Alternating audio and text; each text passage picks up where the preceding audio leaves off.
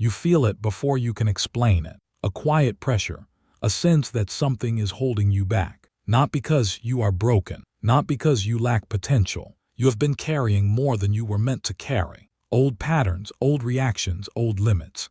They whisper comfort, but they steal momentum. Pause. Listen closely. This is not your destiny. This moment is not an ending. It is a turning point. Right now, awareness is rising. Right now, strength is waking up. You are beginning to see what has been unseen. Stay here. Do not rush past this feeling, because this is the moment everything changes for you. Not slowly, not someday. From this point forward, you move differently. You choose with clarity. You stand with intention. Say it silently and mean it. I am ready. Take a breath. What comes next will demand more from you now fully. Chapter 1. The line between average and elite. There is a moment, often quiet when you sense it. A thin, invisible line beneath your feet. On one side, familiarity, comfort, repetition. On the other, something sharper, clearer, demanding. You are standing at a crossroads. This line does not announce itself. It does not glow. It does not warn you with noise. Most people step over it without noticing. Again and again. Every day. Not because they are incapable. Not because they are weak. But because they are distracted. You feel this already. That subtle pull. That sense that your days are full. Yet something essential is missing. Look closer.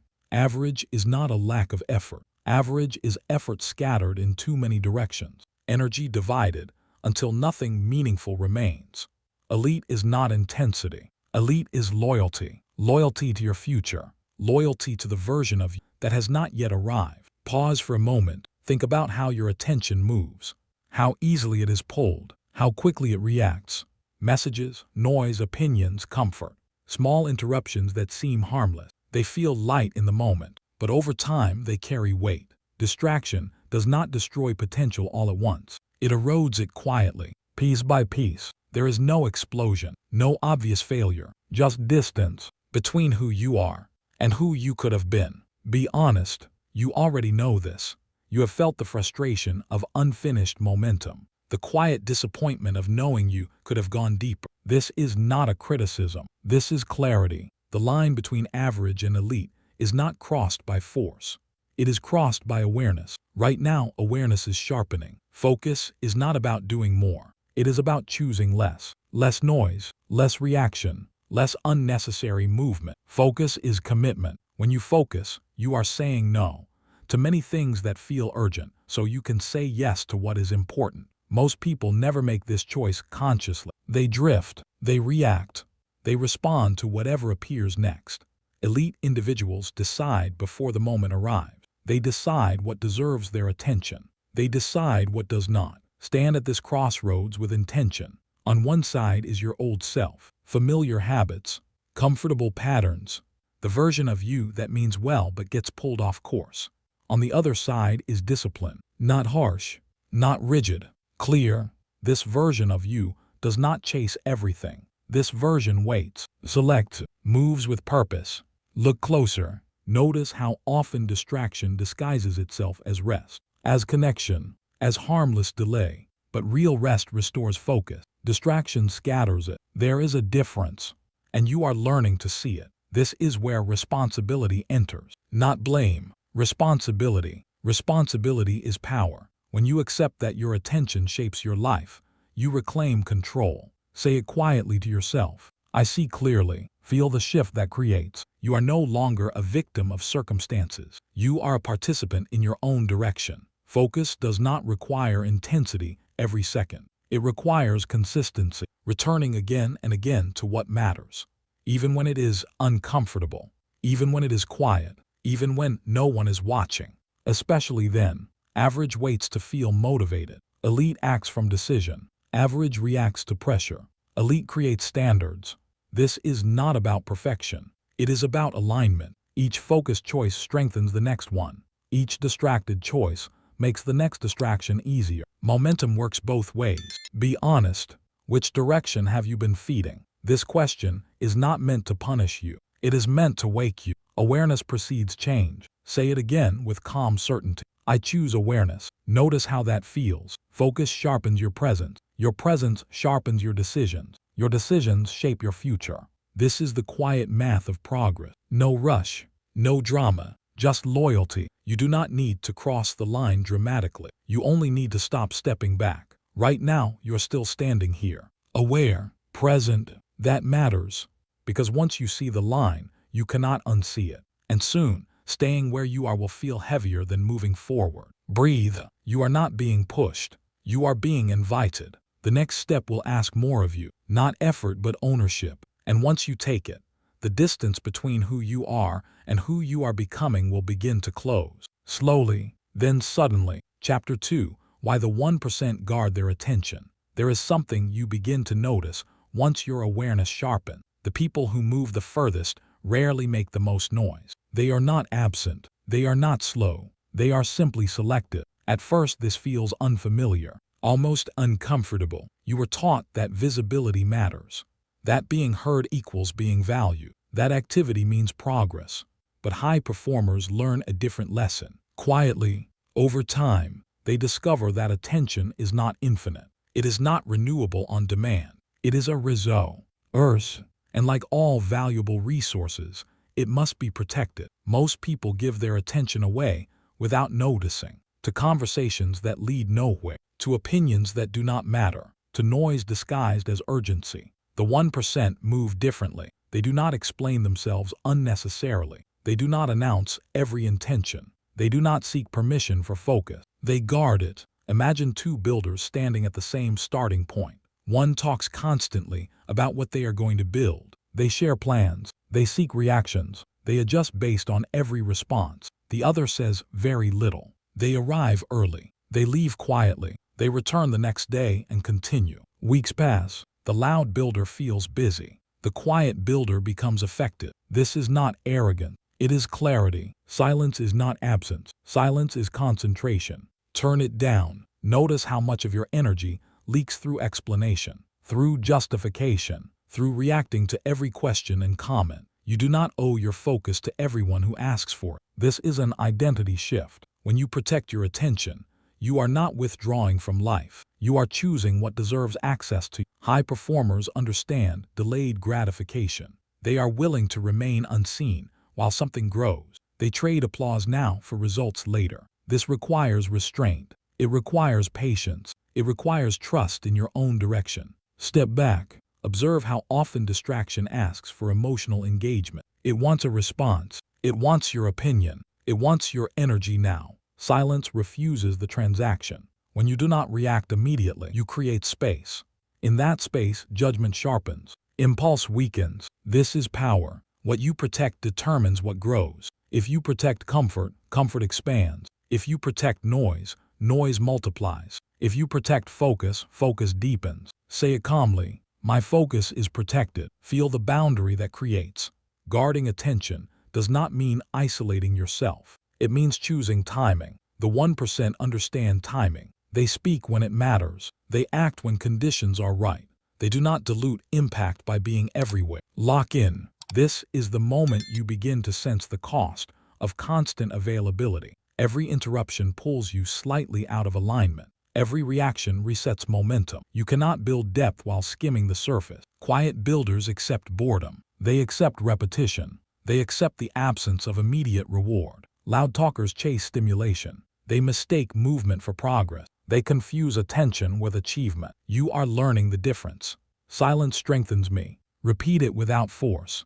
Let it settle. Silence gives your thoughts room to organize. It allows ideas to mature before exposure. It protects fragile beginnings from premature judgment. This is why the 1% do not announce every move. Not because they fear failure, because they respect process. Growth is vulnerable in its early stages. Attention too early can stunt it. When you guard your attention, you give your future space to form. This requires courage, because silence can feel lonely at first. There will be moments when you are not acknowledged, moments when your restraint is misunderstood, moments when you are tempted to explain. Pause. Remember why you chose focus. Delayed gratification is not denial. It is investment. Every time you resist unnecessary engagement, you compound clarity. Every time you choose depth over noise, you strengthen identity. You are no longer trying to prove direction. You are walking it. This shift changes how you carry yourself. Your presence steadies. Your words become fewer and heavier. People begin to feel it before they understand it. Guarding attention creates gravity. Turn it down again. Notice how calm enters when noise fades. Notice how decisions feel cleaner. Notice how time stretches when you stop reacting. This is not accidental. This is trained. You are training yourself to value what others spend freely. Focus is not loud. Focus is patient. The 1% do not chase every opportunity. They choose a few and commit fully. They understand that saying no is often more powerful than saying yes. Each no protects a deeper yes. Say it once more with certainty. My focus is protected. This chapter is not asking you to disappear. It is asking you to become deliberate, to speak less but mean more, to act quietly but consistently, to let results emerge without constant explanation. Silence is not weakness. It is refinement. As you move forward, this protection will be tested. Distraction will return wearing new form. Noise will ask again for your attention. But now you see it, and what you see you can choose. The quiet work is beginning to shape you, and soon the difference will be visible, not in what you say, but in what you build. Chapter 3. The cost of distraction you never calculated. There is a cost you were never taught to measure, not in money, not in effort, but in time that quietly slipped past you. It did not leave all at once. It left in fragments. Minutes here, hours there, days that felt full but ended empty. This is not a warning. It is a revelation. Distraction does not feel dangerous in the moment. It feels light, comfortable, almost harmless. That is why it works. You tell yourself it is just a break, just a pause, just one moment of relief. But every distraction sends an invoice to your future, and it always charges interest. Picture this carefully. Somewhere ahead of you, a future version of yourself is waiting. Not impatient, not angry, just still. This version of you carries the strength you wanted, the confidence you imagined, the life you once promised yourself you would build. They are not moving forward. They are standing there, waiting for you to arrive. And every time your focus drifts, the distance between you grows. This is not dramatic. It is precise. Years are not lost through failure. They are lost through fragmentation. Confidence does not disappear overnight. It thins. It weakens. It erodes through inconsistency. Momentum does not break loudly. It fades when direction is interrupted too often. Stop drifting. Notice how often your attention leaves the present moment, how quickly it escapes discomfort, how easily it seeks stimulation. This is not because you lack discipline. It is because distraction offers relief without resolution. It soothes without strengthening. Each time you abandon the moment, something subtle happens. You teach yourself that discomfort is to be avoided. That depth is optional. That presence is negotiable. Your nervous system learns the pattern, and patterns become identity. Come back, right now. Feel where you are. Feel the weight of this moment. Not heavy, real. Distraction always pulls you away from what matters, never toward it. It pulls you into comparison, into noise, into reaction. And with each pull, a small part of your authority weakens. Authority over your time, authority over your direction, authority over yourself. There is no blame here, only truth. You were never taught to calculate this cost. No one told you that scattered focus produces scattered results. No one explained that attention is the engine of confidence. Confidence grows when you stay, when you finish, when you remain present long enough to see something through. Distraction interrupts that process. Again and again and again. Repetition creates pressure. Every unfinished thought, every abandoned effort, every moment you chose escape over engagement. They add up, not as regret, as distance. Be here. Notice the sensation of returning. It may feel unfamiliar at first, almost uncomfortable. That discomfort is not weakness. It is re-entry. You are stepping back into alignment. Say it quietly. I am present. Feel the difference between being occupied and being present. Occupied feels busy. Present feels grounded. Your future self needs you grounded. Visualization sharpens now. See that version of you again. Still waiting. Still ready. They are not disappointed. They are prepared. They carry what you earn through consistency. They grow stronger every time you stay with the moment instead of leaving. Distraction steals not only time but trust. Trust in yourself Every time you drift, you send a signal that you cannot be relied on. Every time you return, you repair that trust. This is how confidence is rebuilt. Not through hype, through presence. Stop drifting. Stay with this. Stay with the sensation of clarity forming. Stay with the quiet pressure of responsibility. Stay with the awareness that this moment matters. Transformation does not arrive through intensity alone. It arrives through sustained attention. Here comes the shift. Short lines now. Rapid. Unavoidable. Stay with this. Do not move away. Do not distract. Do not soften it. This is the cost you never calculated. Minutes become years. Distraction becomes distance. Distance becomes doubt. Stay with this. Come back. Again. Again. Every return strengthens. Every moment of presence compounds power. Your future is not asking for perfection. It is asking for loyalty. Loyalty to the moment you are in. Loyalty to the work in front of you. Loyalty to yourself. Say it with certainty. I return to myself. Let that settle. You are not behind. You are not broken. You are reclaiming. Reclaiming attention. Reclaiming momentum. Reclaiming direction. The cost of distraction only exists if it continues unnoticed. Now it is seen, and what is seen can be changed. Breathe. The distance is closing. The future you is no longer waiting in silence. They are beginning to move toward you, and what comes next will ask you to stay even longer. Chapter 4. Focus is a decision, not a feeling. Focus does not arrive the way most people expect it to. It does not knock. It does not announce itself with confidence or excitement. It does not wait for comfort. Focus is chosen. This is where many people pause, not because they can, not move forward, but because they are waiting to feel ready. They wait for motivation to rise. They wait for clarity to settle. They wait for the moment when effort feels natural and resistance disappears. That moment rarely comes, not because something is wrong with you, but because feelings were never meant to lead. Calm yourself and listen closely. The average pattern is subtle. It feels reasonable.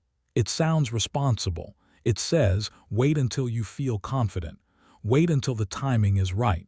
Wait until the energy is there. But waiting quietly hands control away. The people who move ahead do not feel ready more often than others. They simply do not require permission from emotion. They understand something fundamental early on. Discipline leads. Motivation obeys. This is not harsh. It is stabilizing. When feelings lead, direction shifts constantly. One day you move forward. The next you hesitate. Momentum becomes dependent on mood. Progress becomes fragile. High performers remove that fragility. They decide first. They act second. Feelings adjust later. This is why focus feels different at higher level. It is not fueled by excitement. It is fueled by commitment. Picture this clearly. Two people face the same task. One waits for the feeling to arrive. The other chooses to begin. Minutes pass. Hours pass. One remains in preparation. The other is already shaping the outcome. The difference is not energy. It is authority. Stand up. Not physically if you do not need to. Internally. Stand up inside your own decision-making. Feel what happens when you stop negotiating with hesitation. Focus becomes solid when you stop asking how you feel and start asking what matters. Choose now. Notice the relief that follows decision. The moment you choose, tension eases, uncertainty quiets, direction forms. This is not accidental. The mind settles when it knows who is in charge. You are learning to lead yourself. Leadership begins internally. Before others follow you, your thoughts must, your attention must, your actions must. This is why discipline feels calm, not aggressive. It removes chaos. It simplifies choices. It reduces noise. Military-like clarity does not come from force. It comes from structure. Structure creates freedom. When you decide in advance, you eliminate debate in the moment. You no longer ask if you feel like showing up. You show up because you already decided you would. This is how consistency is built. Feelings fluctuate. Discipline remains. Many people misunderstand this. They think discipline means ignoring emotion. It does not. It means refusing to be governed by it. Your emotions are signals, not commanders. When you wait for motivation, you train yourself to depend on external conditions. When you act without it, you train internal reliability. Say it quietly without drama. I act without hesitation. Let that sentence settle. Notice how something steadies inside you. That steadiness is focus taking shape. The 1% move first. Feelings follow. This is not reckless. It is trust in process. They trust that clarity comes through motion, not before it. You do not think your way into focus. You move your way into it. Every time you begin without waiting, you reinforce authority. Every time you delay, you reinforce doubt. Patterns compound. This chapter is not asking you to push harder. It is asking you to decide cleaner. Clean decisions remove friction. They reduce internal resistance. They shorten the distance between intention and action. Move, not hurried, not frantic, purposeful. Movement anchored in decision creates momentum that emotion alone never can. This is why waiting feels heavy. It creates pressure without progress. Action releases that pressure. Be honest. How often have you delayed simply because you did not feel aligned yet? How many moments were lost to readiness that never arrived? There is no shame in this, only awareness. You were taught that feelings are signals of truth. In reality, they are often reflections of habit. If you habitually delay, hesitation feels familiar. If you habitually act, action feels normal. Normal is trained. You are training something new now. Focus is not intensity, it is follow-through. When you decide to work, you work. When you decide to rest, you rest. No overlap, no guilt, no negotiation. This clarity restores energy. Many people are exhausted not because they do too much, but because they spend too much time undecided. Decision fatigue drains more than effort. Discipline eliminates that drain. Say it with steadiness. I lead myself. Notice how that changes your posture inside. Leadership does not require force. It requires consistency. The more consistently you follow your own decisions, the more trust you build with yourself. And trust is the foundation of confidence. Confidence does not come from feeling strong. It comes from knowing you will act even when you do not. This is the difference between those who start and those who finish. Average waits for alignment. Elite creates it. Elite individuals understand that focus is a commitment renewed daily, not because it feels good, but because it works. You are not being asked to abandon emotion. You are being asked to place it where it belongs, behind decision, not in front of it. As you practice this, something important happens. Motivation begins to appear more often, not because you chased it, but because action invited it. This is the order. Decide, act, feel. Reverse the order and momentum collapses. You are learning to respect sequence. Calm returns when sequence is restored. Breathe. Notice how the idea of choosing feels lighter than waiting. Waiting implies uncertainty. Choosing implies direction. Direction reduces anxiety. This chapter marks a shift in how you relate to effort. You are no longer asking permission from mood. You are giving instruction to yourself. This is self-leadership in its simplest form. And it scales. Small decisions made consistently become identity. Identity removes friction entirely. Soon, you will not ask if you feel ready. You will move because that is who you are. Focus becomes default. This is not about forcing yourself. It is about refusing to abandon yourself. Stand up again internally. Choose now. Move. The next chapter will ask you to hold this line when pressure increases. And that is where leadership is tested. Chapter 5. Building mental authority over yourself. There comes a point when progress stops responding to effort alone, when desire is no longer enough, when knowledge does not translate into movement. This is where authority matters, not authority over others. Authority over yourself. Up to now, you may have relied on motivation, structure, or external pressure, deadlines, expectations, approval, consequences. These can create motion, but they cannot create command. Command is internal. This chapter marks a shift, a line you cross quietly. On one side, you negotiate with yourself. On the other, you lead. If you cannot command yourself, nothing else follows. This is not philosophy. It is mechanics. A person without self-command reacts. A person with self-command decides. One waits to be moved, the other moves. Picture this clearly. Inside you, there is a leader and there are habits. The habits are familiar. They know your patterns. They know when you hesitate, when you rationalize, when you delay.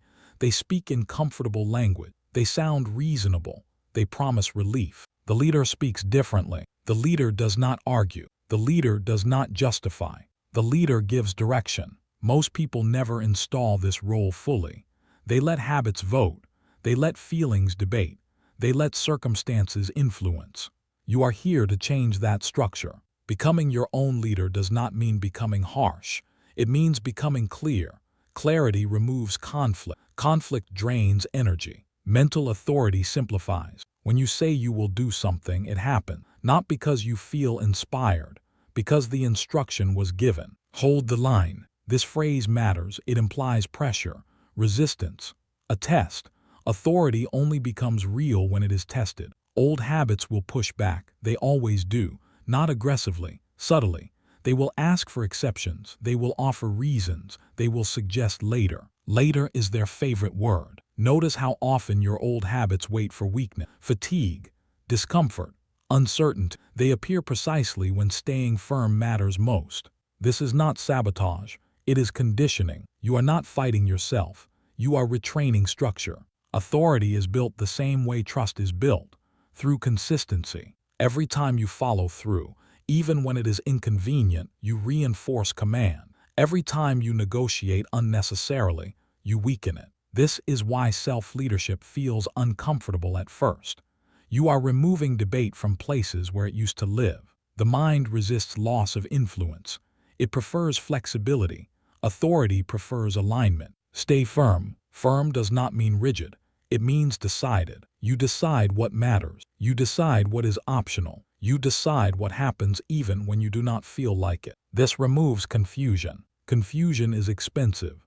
It costs time, it costs energy, it costs confidence. Authority restores order. Think of yourself as both commander and executor. The commander sets direction. The executor carries it out. Problems arise when the executor begins questioning every instruction. Elite performers separate these roles clearly. The decision is made once. Execution follows without argument. This is why they appear calm under pressure. There is no internal debate happening. The line was drawn earlier. You are learning to draw that line. Say it without force.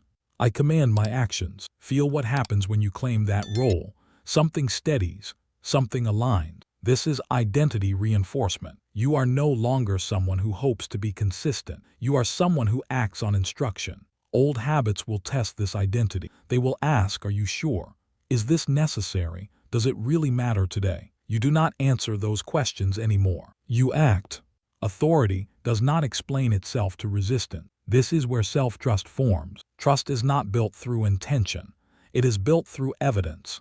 Each time you do what you said you would do, you generate proof. Proof compounds. Over time, hesitation fades because history supports you. You know you will act. You know you can rely on yourself. Say it calmly. I trust myself. Trust changes how you move. You stop overthinking. You stop second-guessing. You stop seeking reassurance. External validation loses its grip because internal command is active. This does not isolate you. It stabilizes you. You can collaborate without being swayed. You can listen without being pulled off course. You can receive feedback without losing direction. This is mental authority. Authority does not shout. It does not rush.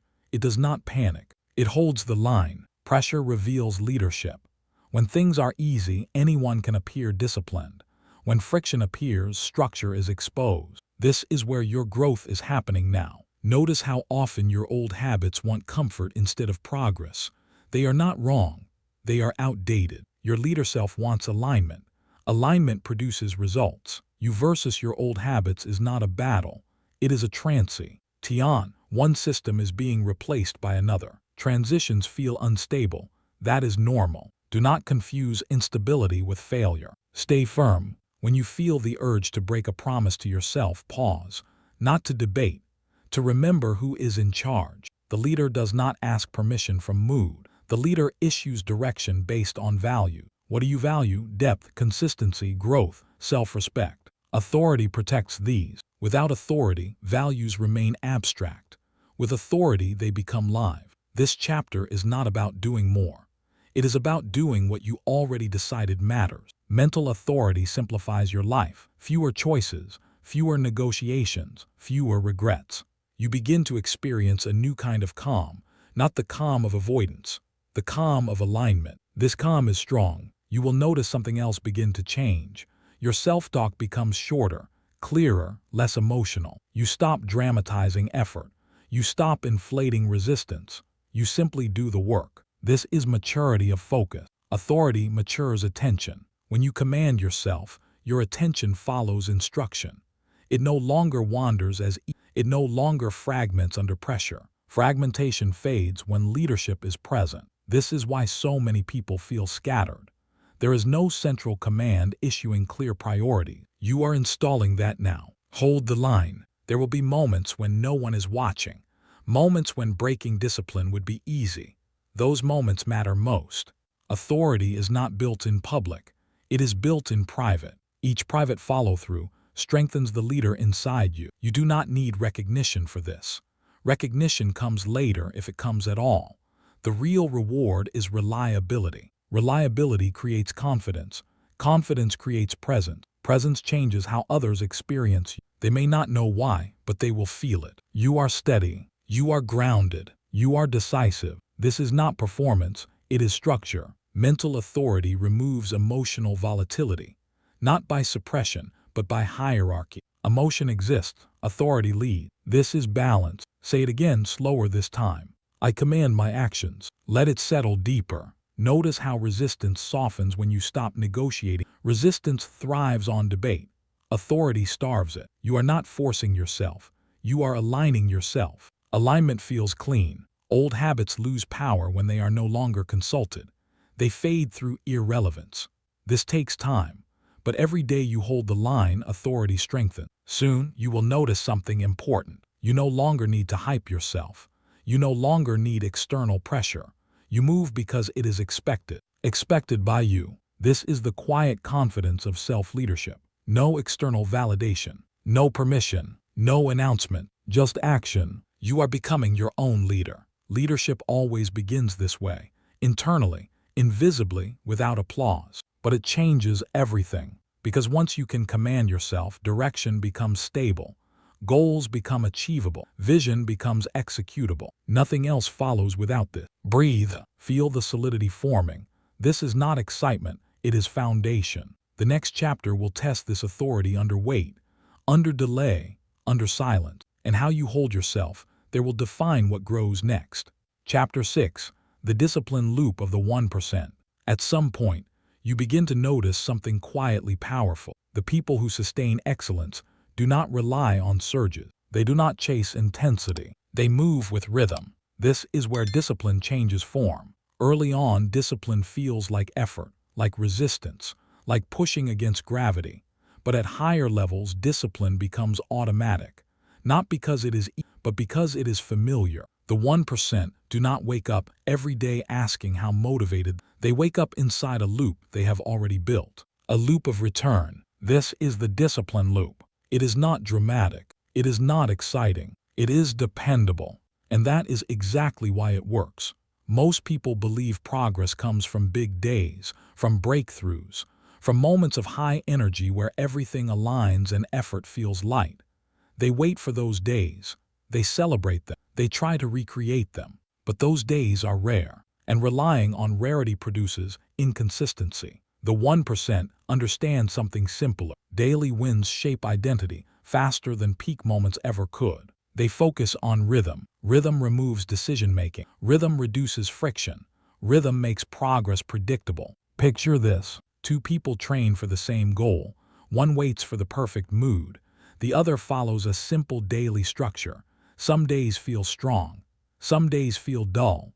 But the structure remains. After weeks, the difference becomes visible.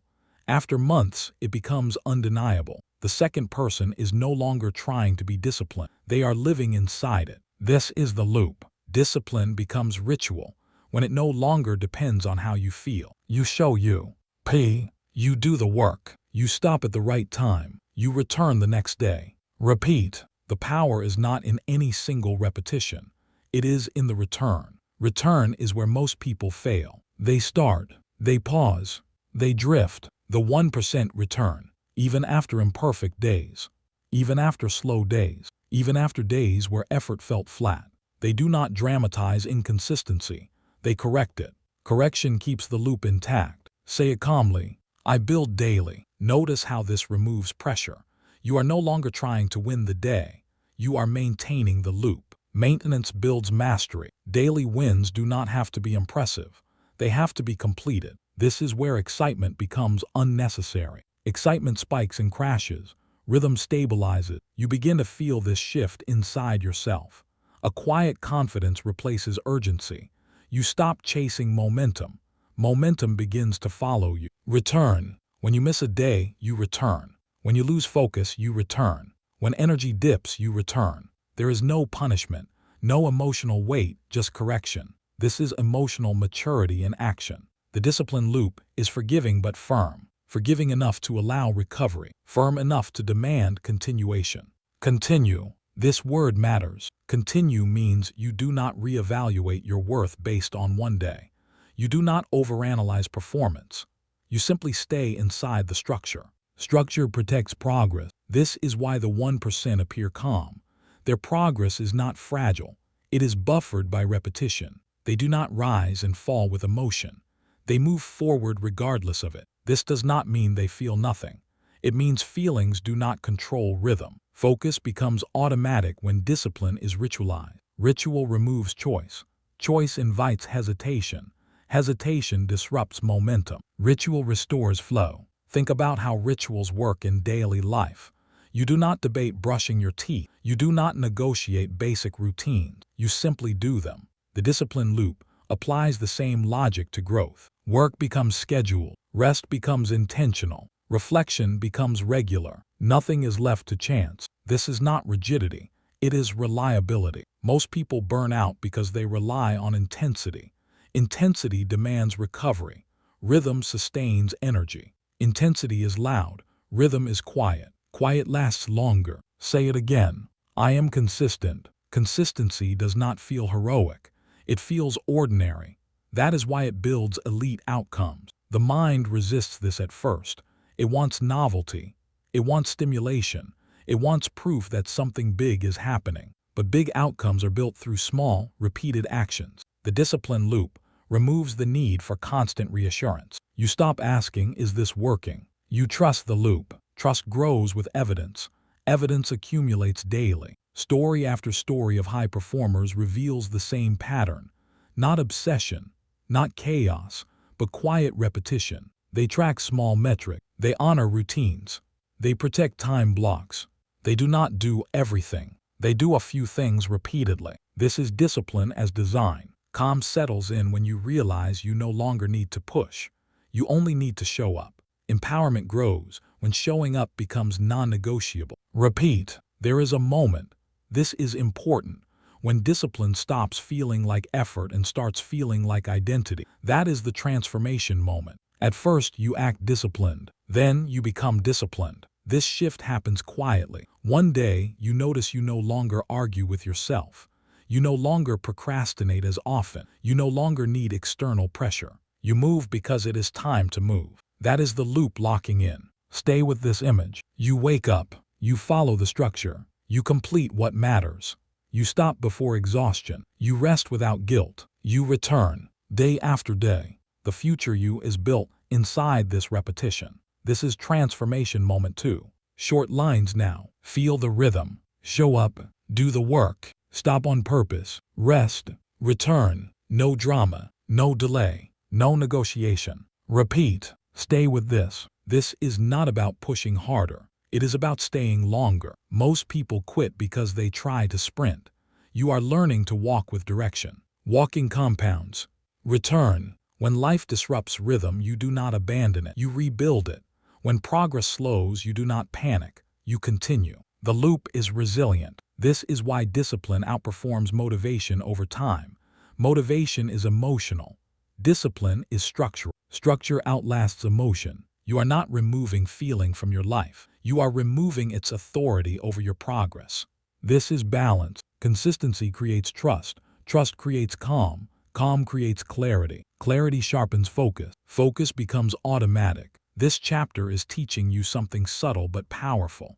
The goal is not to feel driven every day. The goal is to remove the need to feel driven at all. Ritual does the driving. You are becoming someone who does not need to be convinced. That is freedom. Repeat. When you feel resista, NCE return. When you feel bored, continue. When you feel distracted, come back. Say it quietly. I build daily. I am consistent. These are not affirmations of hope. They are statements of behavior. Behavior shapes identity. Identity sustains behavior. This is the loop. As you live inside it, something else changes. Time begins to feel different. Progress feels less urgent, more inevitable. You stop asking when results will arrive. You trust that they will. Trust is earned through repetition. The discipline loop does not care about mood. It does not argue. It simply continues. This is why it separates the 1% from everyone else. Not talent, not luck, not intensity, rhythm. You are learning to move like someone who finishes. This chapter ends where real momentum begins. Not in excitement, but in quiet certainty. And the next chapter will ask you to protect this loop when the world pulls at it. That is where mastery deepens. Chapter 7, Identity Shift. You are becoming dangerous to average. There is a quiet moment when effort changes its nature, when pushing stops being necessary, when discipline no longer feels like resistance. This is that moment. You are no longer trying to become something. You are becoming. This shift is subtle but irreversible. Up to now, focus required reminders. Structure required intention. Discipline required effort. You had to summon it, protect it, rebuild it when it slipped. Something is different now. Your identity has begun to change. And identity changes everything. Most people live in conflict with who they are trying to be. Their actions fight their habits.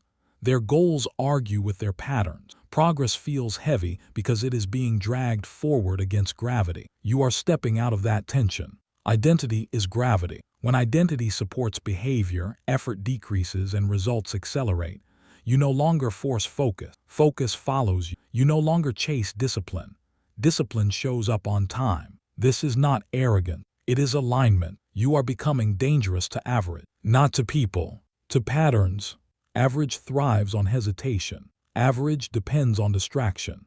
Average survives through excuses that sound real. You no longer respond to those signals the same way. Notice it.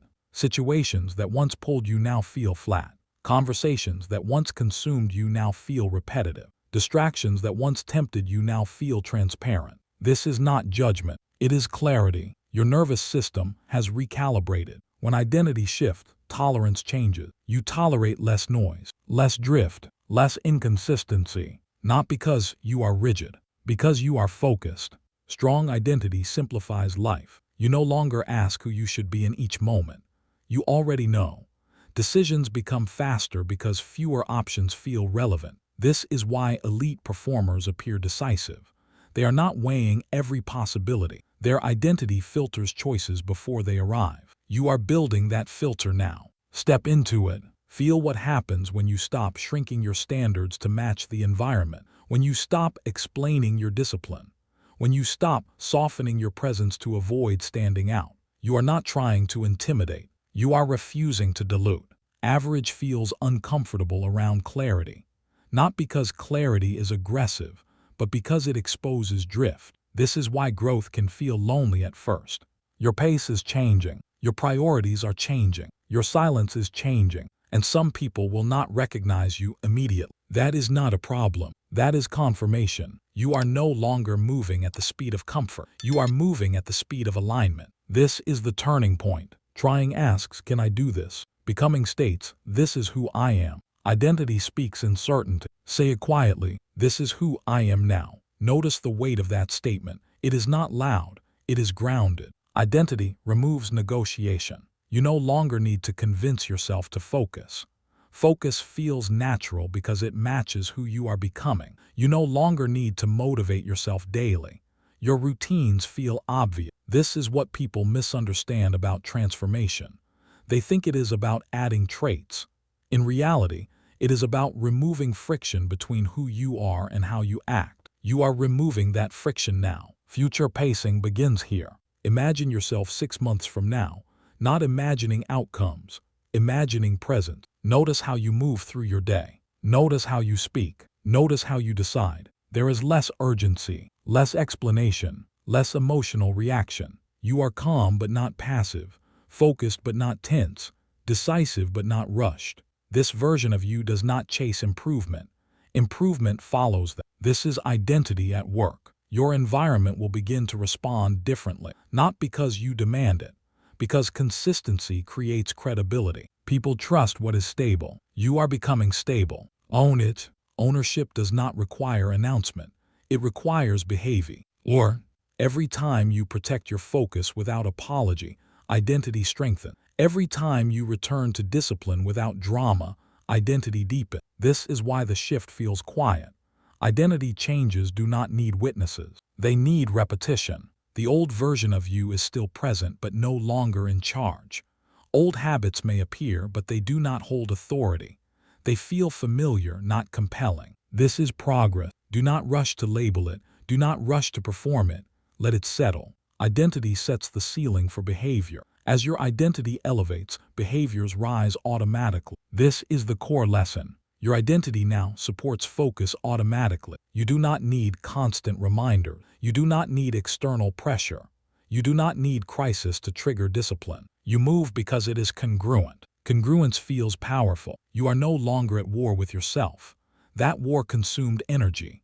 Now, energy is conserved and directed. This is why you may feel more calm lately, even while doing more. Calm is a sign of alignment, not laziness. Dangerous to average does not mean extreme. It means uncompromising with standard. Average negotiates. You execute. Average reacts. You respond. Average waits. You decide. This is not comparison. It is contrast. The world needs contrast to recognize leadership. Leadership is not volume. It is stability under pressure. You are building that stability now. Notice how your inner dialogue has changed. Fewer emotional spikes, shorter sentences, more directive language. This is internal command becoming default. Identity reinforcement is happening constantly. Every time you choose depth over distraction, you vote for the new identity. Every time you finish what you start, you reinforce it. Votes accumulate. Eventually, the identity becomes undeniable. Say it again without force. I rise. Feel how that lands differently now than it would have earlier. It is not aspirational. It is descriptive. This is who you are becoming. Average no longer feels comfortable because comfort without growth now feels hollow. You are not chasing discomfort for its own sake. You are drawn to challenge because it matches your capacity. Capacity expands when identity expands. This chapter is not asking you to change anything. It is asking you to recognize what is already happening. Recognition accelerates transformation. You are stepping into a version of yourself that does not need permission to focus. That does not need validation to stay disciplined. That does not need excitement to continue. You are becoming self-sustaining. That is dangerous to average systems. Average systems depend on distraction. They depend on emotional fluctuation. They depend on inconsistency. You are becoming incompatible with that structure. Some doors will close, better ones will open, but you are no longer scanning for approval. You are scanning for alignment. Alignment feels clean. Notice how your time feels more intentional, less scattered, less wasted. Not because you are doing less, but because you are doing what matters. This is the identity shift. Trying asks for evidence before committing. Becoming commits and lets evidence follow. This is confidence without arrogance. You trust yourself because you have built proof. You no longer need to rehearse intentions. You live them. The danger to average is not aggression. It is example. When others see consistency without noise, discipline without drama, focus without force, it unsettles patterns that rely on excuses. You do not need to confront those patterns. Your presence does it naturally. This is leadership emerging. Leadership is not a role. It is an effect. Your effect is changing. Step into it again. Do not rush ahead mentally. Stay with the sensation of solidity. This is foundation settling. You may notice that your goals feel less frantic, less urgent, more inevitable. That is not complacency.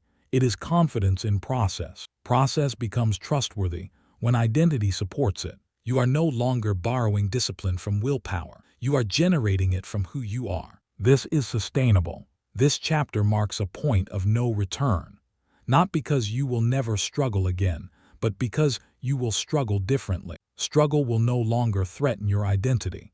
It will challenge your execution, not your belief. That distinction matters. When identity is stable, setbacks do not collapse momentum. They refine it. You will adjust without panic, correct without shame, continue without drama. This is maturity of focus. Average depends on emotional alignment to function. You function through structure. Structure creates freedom. Freedom creates presence. Presence creates influence. Influence grows without force. This is the quiet power you are stepping into. Say it one more time slowly. This is who I am now. Let it settle completely. You do not need to announce this shift. You do not need to prove it. You only need to live it. And living it will require something next. Because once identity shifts, it attracts weight, responsibility, expectation, pressure. The next chapter will introduce that weight, and how you carry it will define how far this new identity goes. Chapter 8: Silence, Solitude, and Strategic Isolation. There is a phase of growth that feels misunderstood from the outside, not because it is extreme, but because it is quiet. This is that phase. You are not withdrawing because you are lost. You are stepping back because you are precise. Silence is not absence. Solitude is not loneliness. Distance is not rejection. It is strategy. At certain stages, growth demands separation. Not permanently, not emotionally, but deliberately. When too many voices surround you, clarity blurs.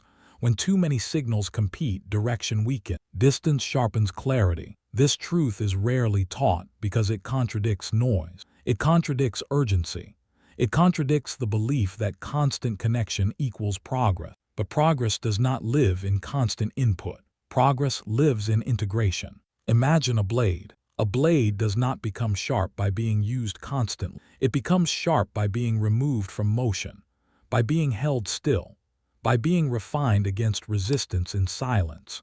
Motion dulls, stillness sharpens. You are entering a phase of sharpening. Until now, your growth required exposure, learning, feedback, expansion. You gathered information, you tested ideas, you explored directions. Now something changes. You no longer need more input. You need precision. Precision requires quiet. Silence allows thoughts to complete themselves. Solitude allows values to surface without influence. Strategic isolation allows you to hear what remains when the noise stops. This is not about disappearing. It is about disconnecting from what diffuses you. Disconnect, not from people, from unnecessary access. Notice how often your attention is fragmented by constant availability, messages, opinions, expectations, small interruptions that carry emotional weight. Each interruption asks you to reset. Each reset costs clarity. Over time, this cost accumulates. Silence reduces the number of resets. When silence enters, something unexpected happens. Emotional relief. You stop performing. You stop explaining. You stop reacting. You simply exist with your direction. This relief is not laziness. It is alignment returning. In silence, you begin to notice what actually matters, what holds weight, what drains energy without giving anything back. Distance creates perspective. When you step away, patterns become visible. Habits reveal themselves. Relationships clarify. Priorities reorder. This is why silence can feel uncomfortable at first. Noise distracts you from uncertainty. Silence brings it forward. But uncertainty is not danger. It is information. You are learning to sit with. Refocus. Silence does not mean inaction. It means undistracted action. You are not pausing growth.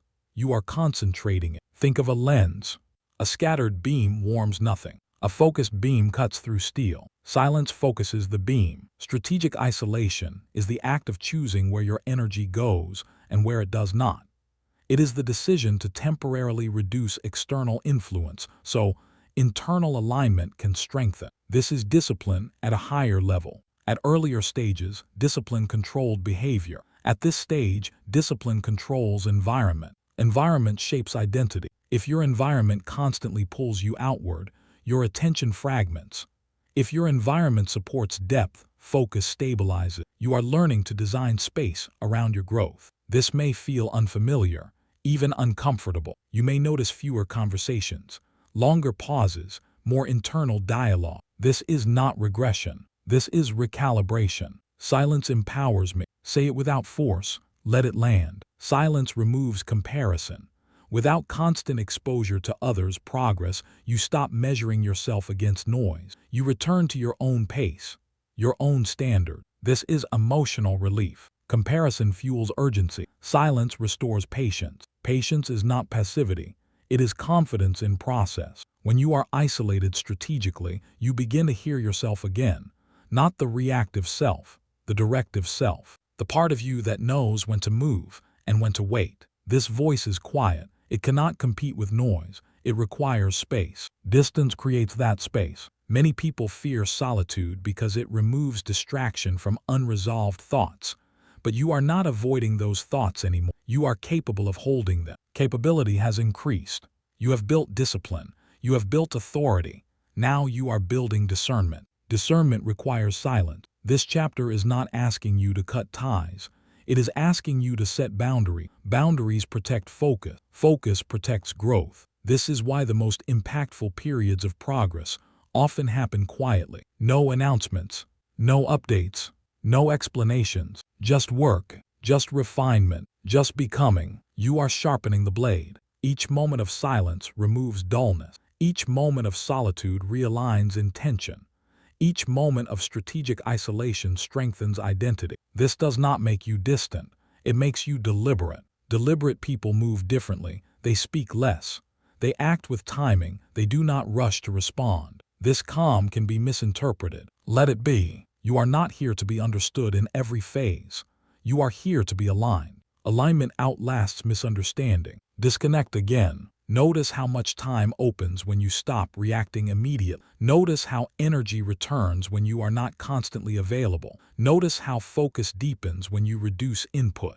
This is not deprivation. This is protection. Protection of momentum. Protection of clarity. Protection of direction. Distance sharpens clarity. Repeat it internally. Distance sharpens clarity. Silence creates space between stimulus and response. In that space, choice appears. Choice restores control. Control is not about domination. It is about selectivity. You are selecting what enters your mind. This is advanced focus. The world rewards constant output, but it respects deep output. Deep output requires long periods of uninterrupted thought. Strategic isolation enables depth. Depth creates originality. Originality creates influence. Influence does not come from volume. It comes from coherence. Coherence is built in quiet. You may feel a subtle grief as you step back. Old habits of constant engagement fade. Familiar stimulation reduces. This is normal. Do not confuse withdrawal symptoms with loss. You are not losing connection. You are refining it. When you return, you will return stronger, clearer, more grounded. This is temporary separation for permanent growth. Silence empowers me. Say it again. This phase will teach you patience with yourself. It will teach you to trust your own rhythm.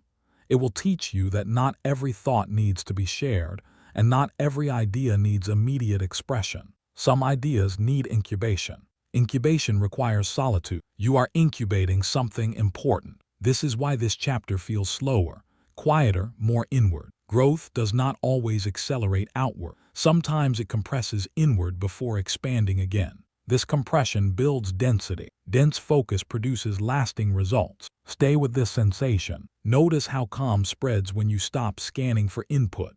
Notice how confidence stabilizes when you stop seeking reassurance. Notice how direction clarifies when you stop responding to everything. This is strategic isolation at work. Not loneliness, not avoidance, not retreat. Strategy. You are choosing when to engage and when to withdraw.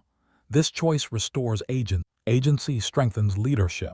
Leaders know when to be visible and when to disappear. They know when to speak and when to listen. They know when to act and when to wait. You are learning this timing now. Refocus. Your attention is becoming selective. That selectivity is not arrogance.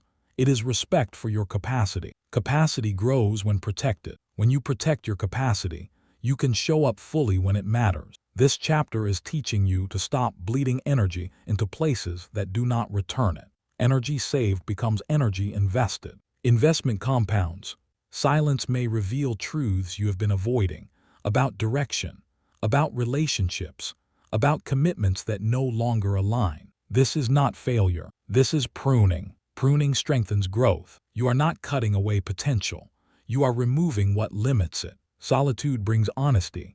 Honesty builds trust with yourself. Trust strengthens identity. Identity stabilizes focus. This is the chain. Silence is the link many people skip because it feels uncomfortable. You are not skipping it. You are choosing it. This choice will change how you relate to time. Time will feel slower but fuller. You will notice progress not through noise but through depth. Depth lasts. As you settle into this phase, resist the urge to explain it.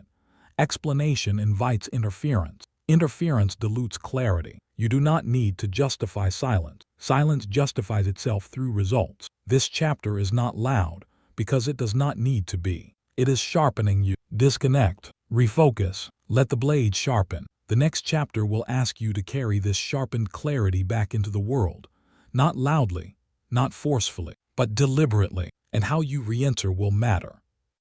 Chapter 9. Focus under pressure. Pressure arrives without invitation. It does not ask if you are ready. It does not wait for alignment. It pushes. This chapter is not about avoiding pressure. It is about meeting it without losing yourself. Pressure reveals focus. It doesn't destroy it. Most people believe pressure is the problem. They believe stress causes collapse, that difficulty creates distraction, that weight breaks concentration. What actually happens is simpler and more honest. Pressure exposes what is already there. When pressure increases, weak structures fail. Strong structures hold. Focus does not disappear under pressure. It becomes visible. This is important. You have been training for this moment without realizing it. Every time you chose discipline over impulse, you strengthened structure. Every time you returned instead of quitting, you reinforced stability. Every time you protected attention, you reduced volatility. Now the environment pushes back. And this is where focus proves itself. Feel the tension first. Do not rush past it. Pressure always begins as sensation. Tightness, speed, urgency, the feeling that everything is happening at once, the instinct to react. This is the test. Pressure tries to pull you out of the present moment. It wants to scatter you. It wants to force decisions before clarity forms. Average reacts here. You do not. Breathe. Not deeply. Deliberately. One breath does not remove pressure. It anchors you inside it. Notice what changes when you breathe with intention. Your body slows slightly. Your vision widens. Your thoughts separate. This is not accidental. It is trained. Pressure compresses time. Focus expands it. When you are focused, time stretches. You see options, you feel space. You respond instead of reacting. Hold steady. Steadiness does not mean stillness. It means control of direction. Pressure will demand speed, but speed without direction is chaos. You are not here to move fast. You are here to move accurate. Accuracy requires composure. This is where many people lose themselves. They confuse urgency with importance. They confuse noise with necessity. They abandon structure to chase relief. Relief is not resolution. Pressure amplifies habits. If your habit is panic, pressure produces chaos. If your habit is avoidance, pressure produces escape. If your habit is focus, pressure produces clarity. This is why pressure is valuable. It reveals what you are, and you are becoming someone who remains centered. Say it calmly. I remain centered. Let that sentence anchor you. Centered does not mean calm in appearance. It means aligned internally. Your values do not shift under stress. Your priorities do not reorder themselves based on emotion. You stay with what matters. Pressure introduces friction. Friction creates heat. Heat tests material. You are being tested now. Notice how the mind tries to pull forward. What if this fails? What if it gets worse?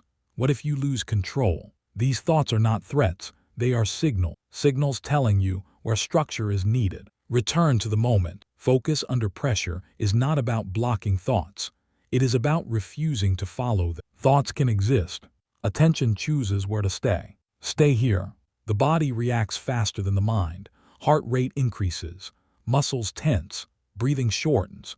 These reactions are normal. You are not failing because they appear. You fail only if you let them lead. Leadership under pressure is internal. You lead your breath. You lead your posture. You lead your attention. Everything else follows. Hold steady. Pressure will test patience. It will try to rush you into shortcuts. It will suggest compromise. It will whisper that discipline can wait. This is where authority speaks. Authority does not argue. It instructs. You do not need to solve everything at once. You need to stay intact. Integrity under pressure is strength. When pressure rises, narrow your focus. Reduce the field. Identify the next correct action, not the perfect one, the correct one. Then execute it fully. This is composure. Composure is not the absence of stress.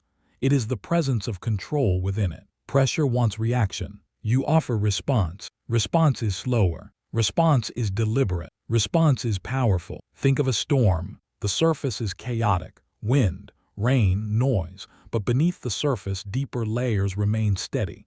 This is how you function now. Surface pressure does not reach the core. You have built depth. Depth resists disruption. Transformation moment 3 begins here. The moment when pressure no longer feels like a threat, but like confirmation. Confirmation that you are no longer fragile. Stay with this. Short lines now. Rising intensity. Pressure increases. Focus narrows. Noise rises. Clarity holds. Stay with this. You feel the pull. You do not follow it. You remain. Breathe. Hold steady. Stay present. Pressure pushes. You do not retreat. You stabilize. This is not performance. This is structure holding. Stay with this. The old version of you would have scattered here, reacted, overthought, abandoned rhythm, sought relief through distraction. You are not doing that. You are staying. This is the transformation. Pressure no longer owns your attention. Attention belongs to you. Feel the empowerment in that realization. Pressure has lost its authority. It can exist, but it cannot command. This is mastery. Mastery does not eliminate challenge. It neutralizes its ability to destabilize you. You are learning that pressure does not require urgency. It requires precision. Precision thrives under pressure. Elite performers do not fear pressure. They respect it. Pressure sharpens execution. It strips away excess. It demands presence. Presence is your advantage. Return to breath again, not because you are overwhelmed, because you are in control. Every breath resets authority. Hold steady. Notice how the mind becomes quieter when you stop trying to escape. Pressure feeds on avoidance. When you stop running, it weakens. This is counterintuitive but true. Facing pressure reduces it. Avoiding pressure amplifies it. You are facing it now. Calm begins to emerge inside intensity, not because intensity faded, but because your relationship to it changed. This is empowerment. Say it again internally. I remain centered. Pressure tests identity. If your identity is reactive, pressure exposes it. If your identity is disciplined, pressure reveals strength. Your identity is no longer fragile. You have built consistency. You have built authority. You have built rhythm. These structures do not collapse under weight. They carry it. Carry the weight, not with strain, with alignment. Pressure compresses time, but you are not rushed. You are selected. One action, then the next. No panic, no drift. This is how leaders operate under pressure. They do not speed up emotionally. They slow down mentally. Slowing down mentally creates control. Control creates confidence. Confidence stabilizes presence. Presence influences outcomes. Pressure is no longer an enemy. It is a signal that you are operating at a level that matters. Low-level goals do not generate pressure. Meaningful goals do. You are in meaningful territory now. This chapter trains you to stay intact here. Pressure will appear again, in different forms, different intensities, different contexts. The response remains the same. Breathe, hold steady, return to structure. This repetition builds resilience. Resilience is not toughness. It is recoverability, the ability to return to center quickly. You are training that now. Every time pressure hits and you remain centered, you shorten recovery time. You bounce back faster. You stabilize sooner. This compounds. Eventually, pressure feels familiar, not comfortable, familiar. Familiarity reduces fear. Fear dissolves when structure is trusted. Trust is earned through experience. You are earning it now. Notice how this changes your perception of difficulty. Difficulty no longer signals danger. It signals importance. Important things carry weight. You are strong enough to carry it. Hold steady. This chapter does not ask you to be fearless. It asks you to be grounded. Grounded people do not panic. They assess, they act, they continue. This is the posture you are building. Posture under pressure matters. Stand internally. Even if externally you are moving fast, inside you are anchored. This anchoring prevents collapse. Collapse happens when attention fragments. Fragmentation creates mistakes.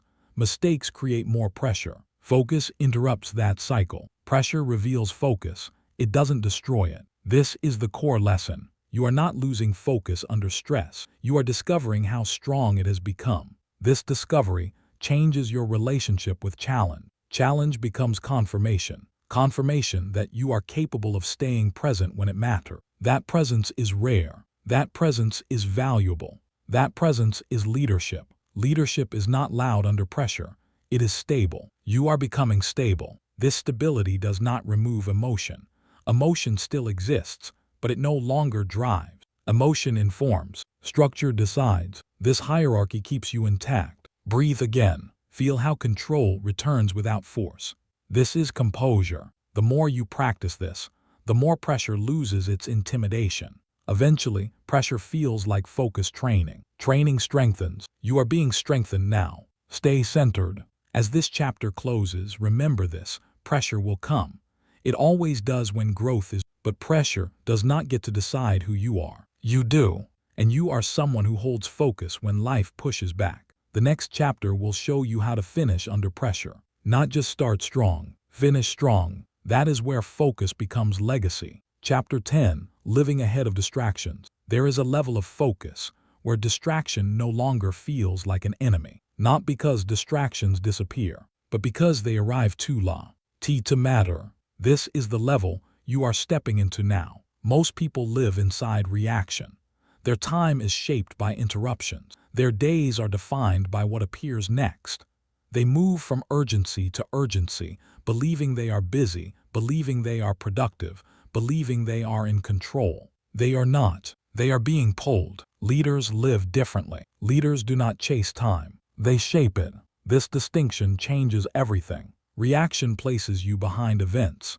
Anticipation places you ahead of them. When you react, your attention is already compromised. When you anticipate, your focus is protected before pressure arrives. Living ahead of distractions is not about speed. It is about foresight. Foresight is calm. Foresight is deliberate. Foresight removes panic from progress. Up to this point, you have trained discipline, authority, rhythm, silence, and composure under pressure. Those were internal foundations. Now those foundations support something external. Strategy. Strategy is focus applied across time. This is where focus stops being moment to moment and starts becoming directional. You begin to see days not as isolated units but as sequences. You see weeks as system. You see months as momentum. You stop waking up asking what needs attention today because you already decided that yesterday. This is how leaders operate. They move first. Say it quietly: I move first. Notice how that statement shifts your posture inside. Moving first does not mean acting impulsively. It means deciding early. Early decisions protect energy. Late decisions invite chaos. Most distractions succeed because they arrive before a plan does. When there is no structure, anything can enter.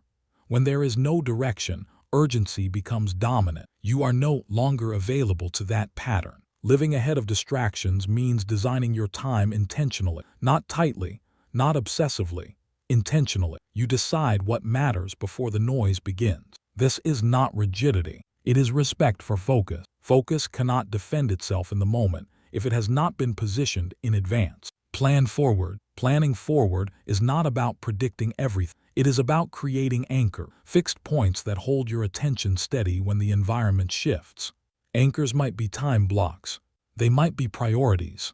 They might be rituals.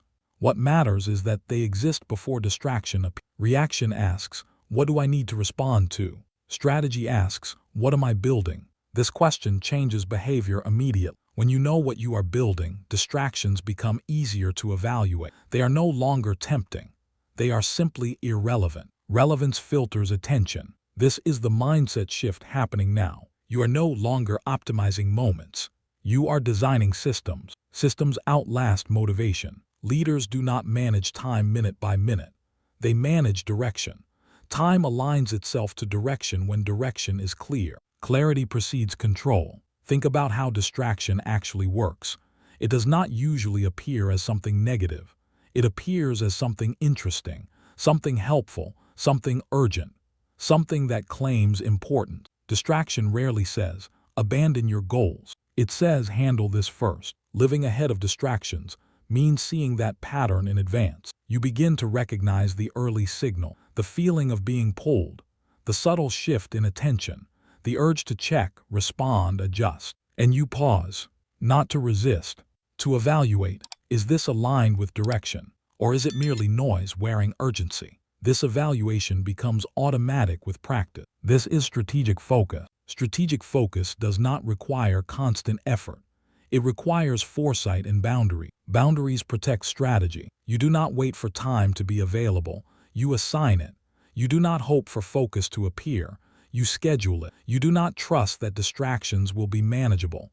You preempt them. This is leadership over time. Lead time. Leading time means you decide where your energy goes before others request it. It means your calendar reflects priorities, not pressure.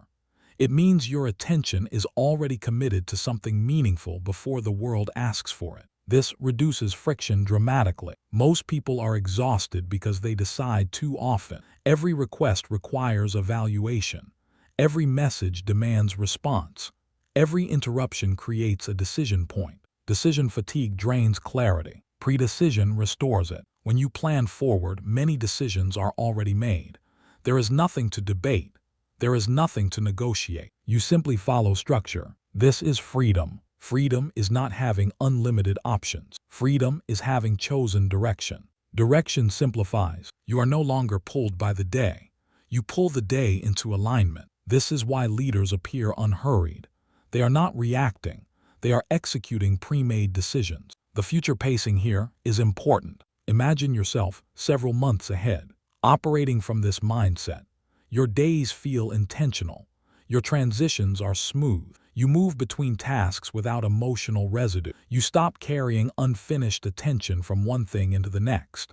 Attention becomes clean. Clean attention produces quality work. Quality work reduces rework. Rework is one of the greatest hidden drains of time and focus. It happens when attention is fragmented, when you start something without clarity and return to it later in a different state. Living ahead of distractions minimizes rework because focus is sustained. Sustained focus produces completion. Completion produces confidence. Confidence reinforces identity. This is how the loop strengthens. You are no longer firefighting. You are building. Building requires uninterrupted spans of thought. These spans cannot exist in reactive environments. They must be protected intentionally. Plan forward. Start with the essentials. What must be done regardless of mood, noise, or interruption? What actions move the needle even if nothing else happens? These actions deserve first access to your attention. Everything else negotiates for leftover. This hierarchy matters. Without hierarchy, urgency wins. With hierarchy, importance holds. Living ahead of distractions also means accepting that not everything will be addressed immediately. This can feel uncomfortable at first, especially if you were conditioned to respond quickly to everything. Speed is often mistaken for responsibility. Responsibility is alignment with priority. You are allowed to respond later if it protects what matters now. This is not neglect. It is leadership. Say it again internally. I move first. Moving first does not require explanation. It requires conviction. When your time is shaped by intention, distractions lose leverage. They may still appear, but they do not dictate movement. This changes how pressure feels. Pressure no longer compresses time because time is already structured. Pressure may increase demand, but it does not steal direction. You are no longer surprised by your own schedule. Surprise is a sign of reactivity. Predictability is a sign of strategy. This does not mean life becomes rigid or controlled. It means you control what can be controlled so you can respond effectively to what cannot. Strategic planning creates buffer. Buffer absorbs disruption. Disruption without buffer creates chaos. This is why leaders plan ahead even when plans change. Planning is not about certainty. It is about preparedness. Preparedness breeds calm. Calm sharpens focus. Focus strengthens execution. This chain is now active. Notice how anticipation changes your emotional state. You feel less rushed, less pressured, less reactive. Even when demands increase, your internal pace remains steady. This steadiness is not accidental, it is designed. Living ahead of distractions requires honesty about capacity. You cannot lead time if you overload it. Overloading creates fragility. Fragile systems break under pressure. You are building resilient systems. Resilience requires margin. Margin is space. Space allows adjustment. When your schedule is packed tightly, any disruption creates stress. When your schedule has margin, disruption is absorbed without panic. This is strategic generosity to yourself. You are not being inefficient.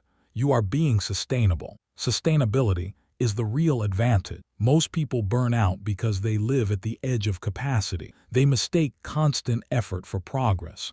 They underestimate the cost of recovery. Leaders factor recovery into strategy. Rest is not an afterthought. It is scheduled. It is protected. Protected rest enhances focus. This is part of living ahead. You anticipate fatigue before it arrives. You plan recovery before depletion. You lead energy, not just time. This level of awareness is rare. It is also powerful. Say it calmly. I lead time. Leading time means you are no longer surprised by your own exhaustion. You are no longer confused about where the day went. You are no longer frustrated by unfinished priorities. You see your week before it begins. You shape your day before it unfolds. This does not eliminate spontaneity. It protects it. When structure exists, freedom becomes meaningful. Without structure, freedom becomes chaos. You are learning the balance. This chapter is not asking you to become obsessed with planning. It is asking you to become intentional. Intentionality removes friction. Friction is emotional. It comes from conflict between what you intended to do and what you actually did. Alignment removes that conflict. Living ahead of distractions also means learning when to disengage. Not everything deserves a response. Not every opportunity deserves attention. Not every request deserves immediate action. This discernment grows with clarity. Clarity grows with foresight. Foresight is cultivated by reflection. Take moments to review your patterns. Where do distractions enter most often? At what times? Under WH. At conditions, with which triggers. This is not self-criticism. It is intelligence gathering. Intelligence improves strategy. Once you see the patterns, you design around them. If distraction appears when energy dips, you plan demanding work earlier. If distraction appears when boundaries are unclear, you tighten them. If distraction appears through certain channels, you limit access. This is not avoidance. It is optimization. Optimization does not remove humanity. It removes waste. Waste drains focus. Focus is precious. This chapter is teaching you to treat focus as something that deserves foresight. Leaders do not wait to defend focus. They prevent its erosion. This prevention is invisible. No one applauds planning. No one sees the decisions you made yesterday that made today calm. That is fine. Results will reflect it. You may notice something else as you adopt this mindset. A reduction in anxiety. Anxiety often comes from uncertainty about what to do next. When direction is clear, anxiety fades. Clarity is calming. You stop scanning for the next demand because you already know what comes next. This allows deeper presence in each task. Presence improves quality. Quality reduces regret. Regret comes from knowing you were distracted when you should have been present. You are removing that source of regret. Living ahead of distractions also means accepting that some things will be left undone. This is difficult for those who equate value with responsiveness. But completeness is not value. Completion is. Completion of what matters. Leaders complete fewer things than average people, but those things matter more. This is selectivity. Selectivity is strength. Say it again. I move first. This is not about ego. It is about responsibility. Responsibility to your future. Responsibility to your focus. Responsibility to the work that requires depth. Depth cannot be rushed. Depth must be protected in advance. This chapter is expanding your time horizon. You are no longer thinking in hours. You are thinking in outcomes. Outcomes require sequence. Sequence requires planning. Planning requires discipline. You have built that discipline. Now you are applying it across time. This is where focus becomes lifestyle. Lifestyle focus does not feel intense. It feels normal. You stop making big declarations about productivity. You simply live in alignment. This alignment shows. Others may comment that you seem calm, that you seem organized, that you seem unbothered by things that stress them. They may ask how you do it. You do not need to explain. You live ahead. Distractions will continue to exist. They are part of life. The difference now is that they no longer lead. You lead. You decide before the moment arrives. You plan before pressure builds. You allocate attention before it is requested. This is mastery of time. Mastery of time supports mastery of focus. Mastery of focus supports mastery of self. This is leadership. As this chapter closes, feel the quiet confidence that comes from knowing your time is no longer accidental. You are not improvising your life day by day. You are shaping it. The next chapter will bring everything together: discipline, identity, pressure, time. It will ask you to finish, not just tasks, cycles. Finish strong. That is where focus becomes legacy. Chapter 11. Becoming the example without announcing it. There is a moment when the need to be seen dissolves, not because you stopped caring, but because something stronger replaced it. This is that moment. You no longer seek recognition. You no longer wait for acknowledgement. You no longer need permission to feel legitimate. Your results speak. This shift does not happen loudly. It does not arrive with applause. It arrives quietly, almost unnoticed, and yet it changes everything. True power is quiet and undeniable. At earlier stages, growth often wants witnesses. You want progress to be noticed. You want effort to be validated. You want movement to be confirmed by reaction. This is natural. Recognition reassures the part of you that is still forming. But once identity stabilizes, recognition becomes unnecessary. You stop asking, "Do they see me?" and start asking, "Am I aligned?" Alignment answers more deeply than approval ever could. This is calm confidence. Calm confidence does not announce itself. It does not perform. It does not exaggerate. It simply exists, steady and grounded, regardless of attention. People feel it before they understand it. Stay grounded. Grounded means you are no longer pulled upward by praise or downward by silence. Your center holds. You know what you are doing and why you are doing it. This grounding creates a different relationship with the world. You stop explaining your discipline. You stop defending your boundary. You stop broadcasting your plans, not because you are secretive, because you are secure. Security removes the need to narrate. This is where many people get confused. They mistake quiet for passivity. They assume that if you are not speaking, you are not moving. If you are not posting, you are not progressing. If you are not visible, you are not relevant. But relevance does not come from volume. It comes from consistency. Consistency creates outcomes. Outcomes create credibility. Credibility creates influence. Influence does not require announcement. Think carefully about the people you respect most. The ones whose presence changes a room. The ones whose words carry weight. The ones whose decisions are trusted. They rarely talk about themselves. They rarely seek attention. They rarely explain. They act. And action accumulates quietly. This is the example you are becoming. You are no longer trying to prove discipline. You are practicing it. You are no longer trying to look focused. You are living focused. You are no longer trying to lead. You are leading yourself and others feel it. This is embodiment. Say it internally. I embody leadership. Feel the difference between embodying and performing. Performance depends on audience. Embodiment exists without one. This chapter is about that distinction. Becoming the example without announcing it means you let behavior communicate what words once tried to explain. You let consistency answer questions before they are asked. You let outcomes settle debates you no longer engage in.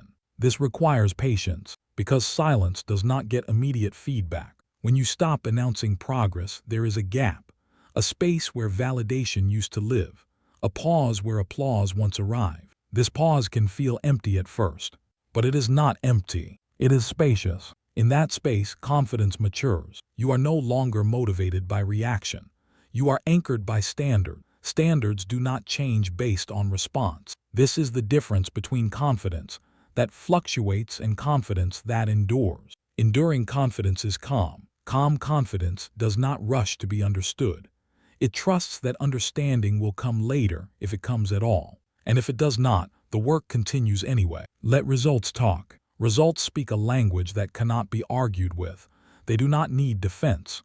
They do not need amplification. They simply exist. And existence changes perception. You may notice that people begin to treat you differently, not dramatically, subtly. They may ask fewer questions but listen more carefully when you speak. They may challenge you less but observe you more closely. This is not fear. It is respect. Respect grows when reliability is visible. Reliability is quiet.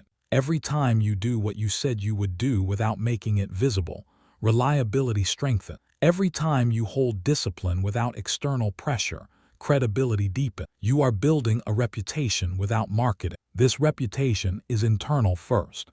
You know who you are. That knowledge is stabilizing. When you are internally validated, external validation loses urgency. Praise becomes pleasant, not necessary. Criticism becomes information, not threat. This neutrality is powerful. Power is not emotional volatility. Power is emotional stability. This is why true power feels quiet. Transformation moment 4 lives here. This is the moment when you realize that you no longer need to convince anyone, not because you have given up on connection, but because connection no longer defines your direction.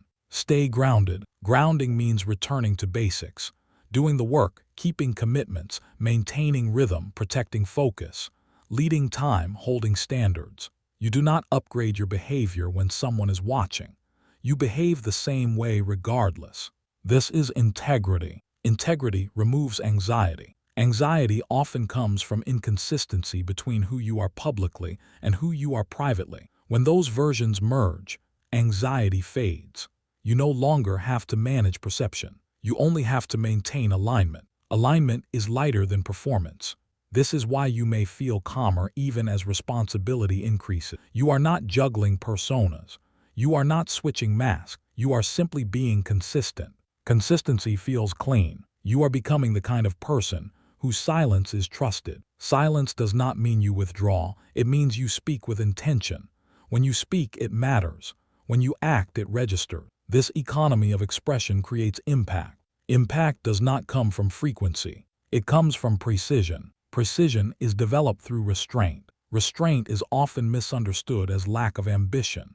In reality, it is ambition disciplined. You are not suppressing drive. You are directing it. This chapter invites you to let go of the urge to be seen as exceptional and focus on being effective. Effectiveness compounds quietly. Day after day, small decisions align. Habits reinforce. Structure holds. Pressure is managed. Time is led. Focus remains intact. All of this happens without announcement. Then one day, someone notices. Not because you told them, because the difference became undeniable. This is how leadership emerges. Leadership is not self-declared. It is recognized. Recognition arrives late. Those who chase recognition burn energy trying to be visible. Those who build substance let visibility follow. You are choosing substance. This choice may feel anticlimactic at times. There is no dramatic no single moment where everyone acknowledges your growth. But there is something deeper. You wake up knowing you can rely on yourself. You move through the day without seeking reassurance. You make decisions without checking if they will be approved. This autonomy is freedom. Freedom from needing to be noticed. Freedom from managing impressions. Freedom from waiting for permission. This freedom is strength. Say it again slowly. I embody leadership. Notice how this statement feels settled now. It is not aspirational. It is descriptive. Embodiment changes how you handle success and failure. Success no longer inflates you. Failure no longer defines you. Both become feedback. Both inform improvement. Neither shakes identity. Identity is stable. This stability allows you to stay grounded under praise and criticism alike. Stay grounded. Grounding keeps ego in check. Ego craves recognition. Identity values alignment. You are operating from identity. This makes you harder to manipulate, harder to distract, harder to derail, because distractions often enter through ego. When ego is quiet, distractions lose leverage. You do not need to prove you are disciplined. You simply are. You do not need to demonstrate focus. You demonstrate outcomes. This is why true power is undeniable. Undeniable power does not argue. It does not justify. It does not compete. It exists, and existence influences. You may notice that some people become uncomfortable around you, not because you are confrontational, but because your consistency highlights their inconsistency. This is not your responsibility to manage. Do not dim to make others comfortable. Stay grounded. Grounding does not mean shrinking. It means staying aligned even when others project discomfort. This requires emotional maturity. Emotional maturity allows you to coexist with misunderstanding without internal conflict. You no longer need to correct assumptions. You no longer need to defend silence. You no longer need to explain choices. Explanation invites debate.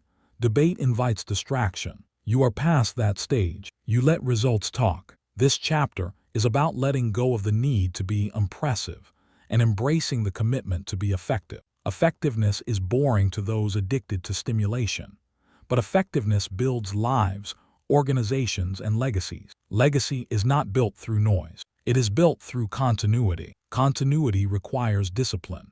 Discipline requires identity. Identity requires self-leadership. You have built all of these. Now you are living them. This is why the transformation feels quieter now. You are no longer climbing. You are stabilizing at a higher level. Stability allows longevity. Longevity creates impact. Impact multiplies without effort when structure holds. You may find yourself less interested in explaining your journey, less inclined to share progress, less concerned with documenting every step. This is natural. Your energy is being conserved for execution. Execution matters more than expression. This does not mean you stop communicating. It means communication becomes intentional. You speak when it adds value. You act when it matters. You remain silent when silence preserves clarity. This discernment is leadership. Say it once more internally. I embody leadership. This embodiment will be tested. Recognition may arrive unexpectedly. Praise may surface. Attention may increase. When it does, stay grounded. Do not elevate ego above structure. Do not abandon routines for visibility. Do not trade consistency for applause. Applause fades. Structure endures. Transformation moment 4 completes here. This is the moment when you realize that you no longer need external reinforcement to continue. You will continue regardless. That realization is power. Power that does not need to be proven. Power that does not need to be defended. Power that does not need to be explained. It is simply lived. This chapter closes with a subtle but important shift. You are no longer chasing the image of leadership. You are living the substance of it, and living it will carry you into the final phase. Because once you become the example, the only question left is how you finish. Not loudly, not dramatically, but with consistency that lasts. The final chapter will ask you to lock this identity in permanently, to finish not as someone who tried, but as someone who became. Chapter 12, Focus for Life. There is a moment when a path closes behind you, not dramatically, not loudly, but completely. This is that moment. Focus is no longer something you practice. It is no longer something you protect. It is no longer something you work toward. Focus is who you are. You can feel it now not as tension but as stability, not as effort but as presence, not as ambition but as alignment. The internal noise that once competed for control has settled. The constant negotiation has ended. You are not returning to average. Ever. This is not a statement of superiority. It is a statement of direction. Average is not a place you accidentally visit once focus becomes identity. Average requires drift. Average depends on inconsistency. Average survives on distraction. You no longer live there. This chapter is not about intensity. It is about permanence. The quiet permanence that forms when identity locks in and no longer needs reinforcement. At this point, something important has happened. Your nervous system trusts you. Trust changes behavior more than motivation ever could. When trust exists, hesitation fades. When trust exists, follow-through feels natural. When trust exists, self-doubt loses volume. You have built that trust, not through words, through repetition, through discipline, through staying when it was easier to leave. That trust is now embedded. This is emotional victory. Victory does not feel explosive. It feels settled. It feels calm. It feels final in the best possible way. You are no longer asking if you can stay focused. You are no longer wondering if discipline will last.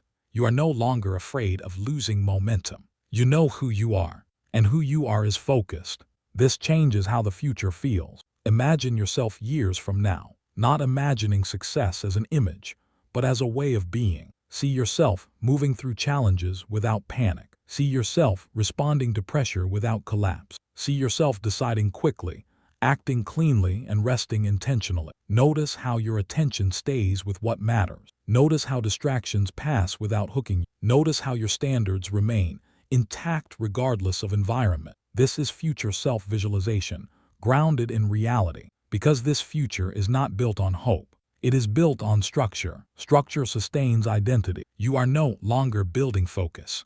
You are living it. Living focus means you do not need reminders. You do not need warnings. You do not need crisis to wake you up. Your default state is alignment. This is rare, and it is permanent because it was earned. You did not skip steps. You did not rush transformation. You did not rely on excitement. You built depth. Depth lasts. This chapter seals that depth. Repetition matters here. Focus is who you are. Focus is how you decide. Focus is how you move through time. Focus shapes your days. Focus shapes your relationships. Focus shapes your standards. You no longer ask what you should do. You ask what aligns. Alignment answers quickly. This is the freedom most people never experience. Freedom from internal conflict. Freedom from scattered attention. Freedom from constantly restarting. You are not restarting anymore. Continue. This command is different now. It is not motivational. It is descriptive. You continue because stopping no longer makes sense. Stopping would require abandoning yourself, and you do not do that. Continue. Notice how calm this feels. No urgency, no pressure, just direction. Advance. Advancing does not mean rushing ahead. It means moving forward without regression. It means progress that holds its gain. This is what makes focus permanent. You do not spike and crash. You do not surge and fade. You advance steadily. Advancement feels almost uneventful day to day. But over time, it creates distance that cannot be ignored. Distance from old habits. Distance from old reactions. Distance from old limits. You are no longer measuring progress emotionally. You measure it structurally. Is focus intact? Is discipline consistent? Is alignment maintained? If yes, you are advancing. This is the new metric. Lead. Leadership now begins with yourself automatically. You do not need to remind yourself to lead. You do not need to rehearse authority. You do not need to assert control. Control exists. When you lead yourself, others feel it. Not because you demand attention, but because stability attracts trust.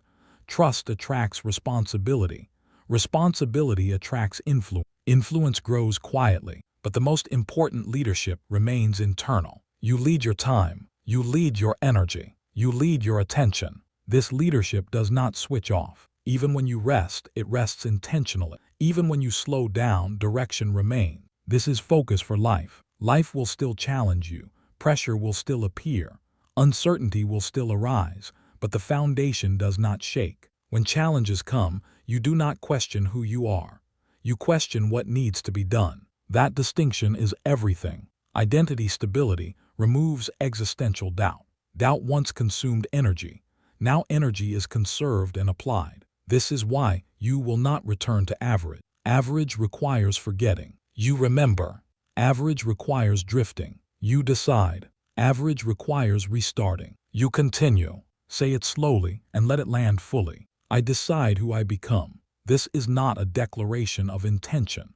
It is a recognition of reality. You have already decided through behavior, through repetition, through consistency. Decision is now embedded. Repeat it again. I decide who I become. Notice how final it feels now. There is no edge of uncertainty left in that statement.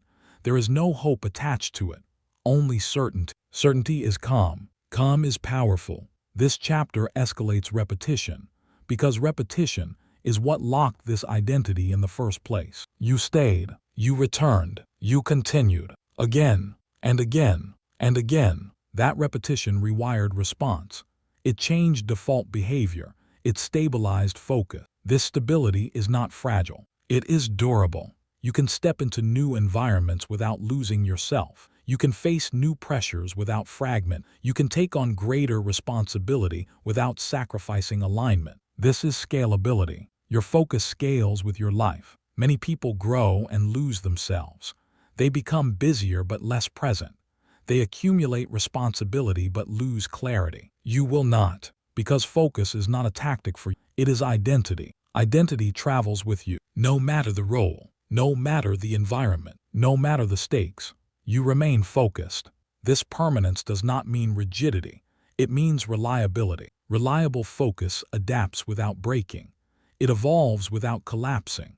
It integrates new demands without abandoning core structure. This is mature focus. Mature focus does not feel like effort. It feels like gravity pulling you toward what matters. You no longer need to fight distractions. They simply fail to attach. This does not mean life becomes silent. It means noise loses authority. Authority now belongs to you. Say the affirmation again, with full ownership. This is permanent. Feel how that lands in the body. Not tense, not aggressive, settled. Permanent does not mean unchanging. It means irreversible. You may grow, you may evolve, your goals may shift, your roles may expand, but focus remains. You do not revert to fragmentation. Fragmentation feels foreign now. You have crossed a threshold. From here forward, your life is shaped by intention rather than reaction. Your days are structured rather than improvised. Your energy is directed rather than scattered. This is not perfection. It is coherence. Coherence feels like peace with momentum. Momentum without chaos. Peace without stagnation. This balance is rare. You have built it. Now you live inside it. As this chapter nears its close, take a moment to acknowledge what has happened. Not emotionally, structurally. You trained discipline until it became habit. You protected focus until it became default. You led yourself until leadership became identity. This sequence matters. You cannot skip it. You cannot fake it. That is why this identity is real. Real identity does not require reinforcement. It sustains itself. You will notice this in subtle ways. Decisions feel easy. Boundaries feel natural. Time feels fuller, not faster. Progress feels inevitable, not forced. Inevitability is the sign of alignment. Alignment is the sign of permanence. You are not motivated anymore. You are committed. Commitment does not fluctuate. Commitment continues. Continue. This word now carries weight, not urgency, weight. It reminds you that stopping is not an option, because stopping would mean abandoning something you respect. You respect yourself now. That respect anchors everything. You are no longer proving discipline to yourself. You are honoring it. Honor feels different than effort. Honor carries dignity. Dignity creates presence. Presence influences outcomes without force. This is how focus becomes legacy. Legacy is not built at the end of life. It is built daily through consistent alignment. You are building it now. Advance. Advancing means stepping into bigger arenas without losing your core. It means accepting greater challenges without compromising standards. It means expanding impact while maintaining focus. You are capable of this because focus is stable. Stability supports expansion. This is how leaders grow without breaking. Lead. Leadership now flows through behavior rather than intention. You lead by example. You lead by consistency. You lead by staying grounded when others react. This leadership is not performative. It is lived. Others may notice. They may not. That is irrelevant. Your responsibility is alignment. Alignment produces results. Results shape reality. This is the chain you live inside now. As you move forward, there will be moments of temptation. Not temptation to fail, but temptation to loosen standards, to drift slightly, to indulge distraction briefly. When those moments appear, you will recognize them. Recognition is enough. You will choose alignment without drama, because this is who you are. Say it one final time, slowly and clearly. I decide who I become. And know this, you have already decided. This is permanent. Continue. Advance. Lead. You are focused for life. Final conclusion. You have reached the end of this journey, but not the end of your becoming.